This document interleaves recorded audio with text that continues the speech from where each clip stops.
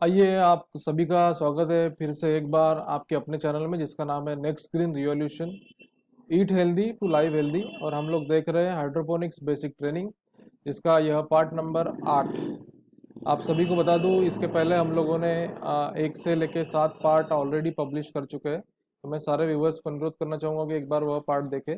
और basic training, hydroponic basic training के total 10 part है, जिसमें से यह पार्ट नंबर 8। चलो बढ़ते हैं आगे हमारे पार्ट नंबर 8 की तरफ। पार्ट नंबर 8 की अगर बात करेंगे तो जैसे कि हम लोगों ने पार्ट नंबर 6 में तक सारे टाइप ऑफ सेटअप्स कैसे रहते हैं हाइड्रोपोनिक सिस्टम में या हाइड्रोपोनिक फार्मिंग में, वह देखे।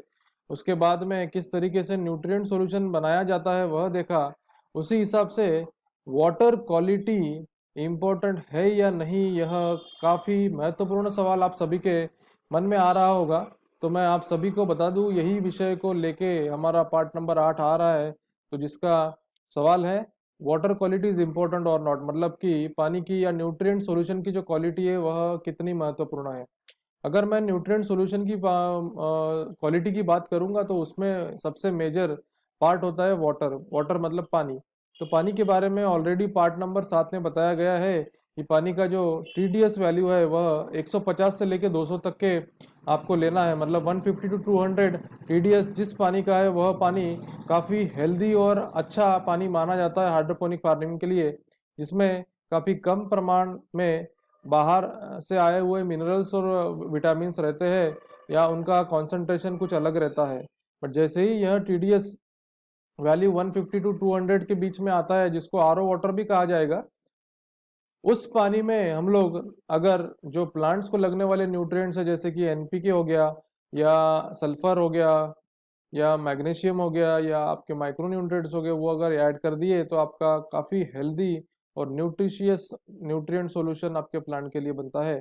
तो वो कैसे पता चलेगा कि उसकी क्वालिटी सही है कि नहीं है? तो वो क्वालिटी चेक करने के लिए हमारे पास एक मीटर है। उस मीटर का नाम है टीडीएस मीटर। उसका नाम है टीडीएस मीटर, जो कि पार्ट 7 में एक इंट्रोडक्टरी तौर पर बताया गया था। टीडीएस का मतलब होता है टोटल डिजॉल्व्ड सॉलिड्स। आप सभी को बता दूं कि वाटर की क्वालिटी चेक करने के लिए सिर्फ यही एक मीटर अवेलेबल नहीं है। तो हाइड्रोपोनिक फार्मिंग काफ़ी जगह मशहूर फार्मिंग है, जो काफ़ी लोग कर रहे हैं ऑलरेडी।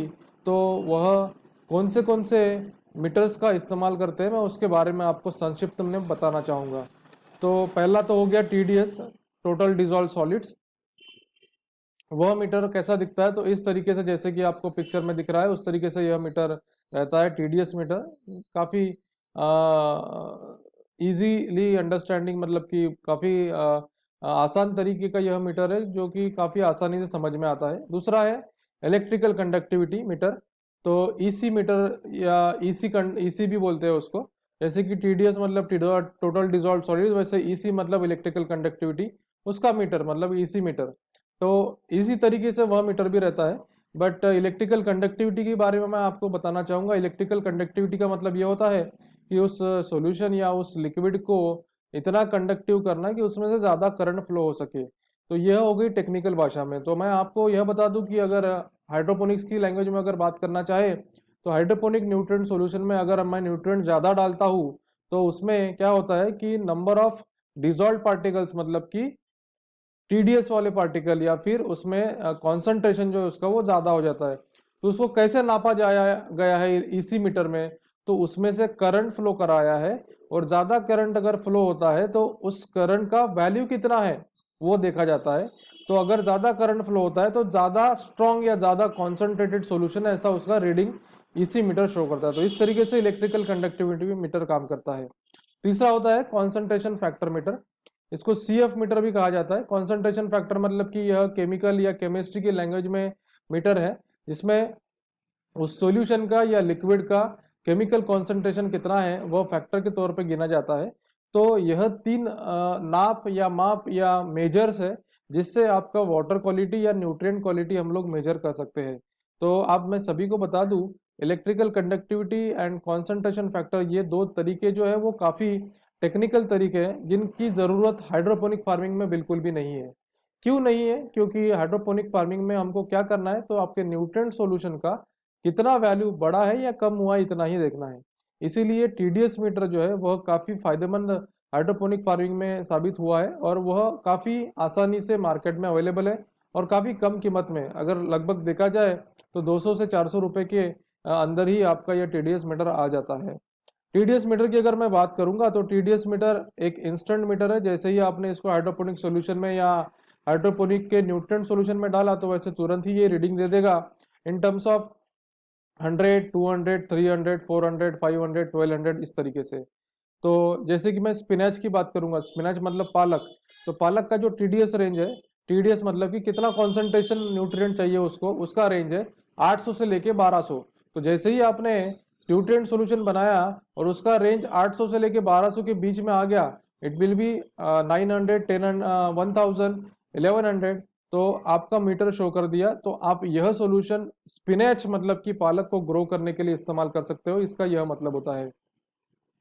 तो इस तरीके से वाटर क्वालिटी काफ़ी इंपॉर्टेंट है न्यूट्रिएंट सॉल्यूशन के बनाने के लिए, या न्यूट्रिएंट सॉल्यूशन क्वालिटी बहुत इंपॉर्टेंट है आपके प्लांट को ग्रो करने के लिए। सारे प्लांट्स का टीडीएस रिक्वायरमेंट या टीडीएस रेंज अलग अलग होता है, तो उस हिसाब से हमको टीडीएस मेंटेन करना होता है। टीडीएस मतलब क्या, तो न्यूट्रिएंट सॉल्यूशन बनाना होता है। तो न्यूट्रिएंट सॉल्यूशन किस तक कॉन्सेंट्रेशन से बनाना है वह कौन बताएगा, तो आपका टीडीएस मीटर बताएगा। तो इस तरीके से आपका न्यूट्रिएंट्स ऐड करके टीडीएस मेजर करना है। अगर वह कम है आपकी रेंज से तो उसमें और न्यूट्रिएंट ऐड करने हैं, और अगर वह ज्यादा हो गया है कॉन्सेंट्रेशन तो उसमें और पानी ऐड करना है ताकि उसका कॉन्सेंट्रेशन कम हो जाए, और आपके रेंज में आने के बाद में उसको एज अ न्यूट्रिएंट सॉल्यूशन आपके हाइड्रोपोनिक फार्मिंग में इस्तेमाल करना है। तो अगर आपके मन में सवाल होगा कि कौन सा मीटर यूज करना चाहिए, टीडीएस मीटर या ईसी मीटर, तो मैं आपको यह बताना चाहूंगा कि पार्ट्स पर मिलियन पीपीएम मीटर भी यूज कर सकते हैं हम लोग, जिसको टीडीएस मीटर कहा जाता है, और वही काफी इजी होता है समझने के लिए और यूज करने के लिए, और काफी सस्ता भी है, तो टीडीएस मीटर ही यूज करना चाहिए। चलो देखते हैं। और हम लोगों ने एक कंपैरिजन में देखा था हमारे वीडियो में पार्ट नंबर 2 के, जिसमें टीडीएस तो अभी हम लोगों ने देख लिया, बट पीएच एक ऐसा फैक्टर था जिसको भी हम लोग मेंटेन कर सकते थे, जो एडवांटेज में था हाइड्रोपोनिक फार्मिंग के। तो चलो देखते हैं पीएच क्या है।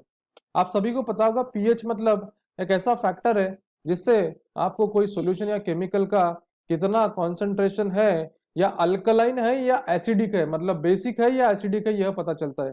तो पीएच का फुल फॉर्म मैं आप सभी को बता दूं सबसे पहले, पोटेंशियल ऑफ हाइड्रोजन, मतलब कि कोई भी लिक्विड में हाइड्रोजन का प्रमाण कितना है उसके हिसाब से उस सॉल्यूशन को या लिक्विड को एक स्केल के ऊपर नापा जाता है। तो मैं चलो आपको दिखा दूं वो स्केल किस तरीके से होता है। तो जैसे कि आप पिक्चर में देख रहे हो, इस पिक्चर में आपको नीचे की तरफ, नीचे के डायग्राम में जो दिख रहा है वह पीएच मीटर है। वह पीएच मीटर आपको हर जगह कहीं पर भी अवेलेबल है, ऑफलाइन ऑनलाइन आप वहां से ले सकते हो, और उसकी कीमत काफी कम है, मतलब 300 से लेके 600 रुपए तक के आपको यह पीएच मीटर अवेलेबल हो जाएगा। चलो दूसरा देखते हैं हम। पीएच मीटर में पीएच स्केल क्या होता है, किस तरीके से नापा जाता है आपका पीएच। तो सबसे पहले मैं पीएच आपको बता दूं, किसी भी लिक्विड का कॉन्सेंट्रेशन एसिडिक है या अल्कलाइन है, यह नापना पीएच स्केल का काम है। तो पीएच स्केल क्या है, जैसे कि आप सेकंड डायग्राम में देख रहे हैं, तो 0 से लेके 14 तक का जो काउंट है उसमें आपका पीएच स्केल डिवाइड किया गया है दो हिस्सों में। तो पहला हिस्सा है 0 से लेके 6 तक के, और दूसरा हिस्सा है 8 से लेके 14 तक के। 0 से लेके 6 तक जो हिस्सा है वह हिस्सा जो है वो लाल से लेके ग्रीन कलर में दिखाया गया है। इसका मतलब यह है कि जैसे ही वह 6 नंबर पे आया तो उसका जो कॉन्सेंट्रेशन है एसिडिटी का वह मिनिमम है, कम है, कम से कम है। वैसे ही जैसे वह 6 नंबर 5 हो गया, 5 से 4 हो गया, आपके न्यूट्रिएंट सॉल्यूशन का एसिडिक पीएच हो गया 3, 2, 1, इसका मतलब हो गया कि आपका न्यूट्रिएंट सॉल्यूशन काफी एसिडिक हो गया।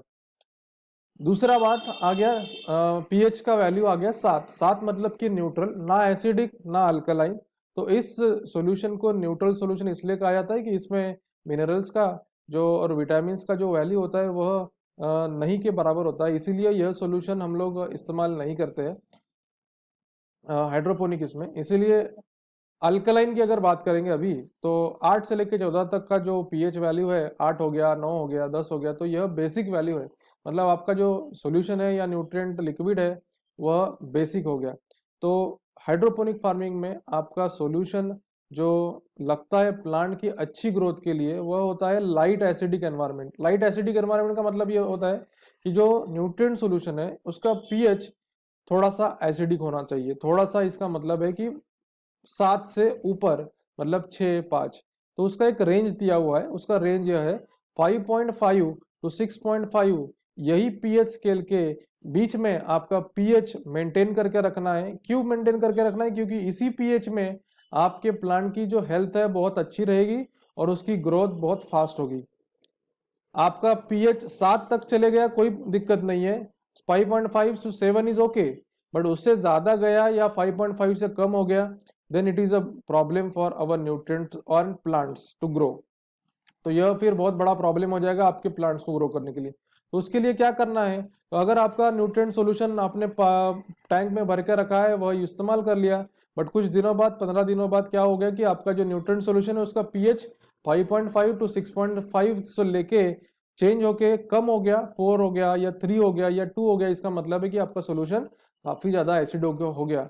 तो उसको क्या करना है? तो आपको उसमें पीएच डाउन और पीएच अप, ऐसे दो मार्केट में पाउडर मिलते हैं, या रेज करने के लिए या डाउन करने के लिए सॉल्यूशन मिलते हैं, वो लेने हैं और उसको ऐड करने हैं। अगर आपका एसिडिक हो गया 3 या 2 हो गया पीएच, तो उसमें आप क्या करोगे?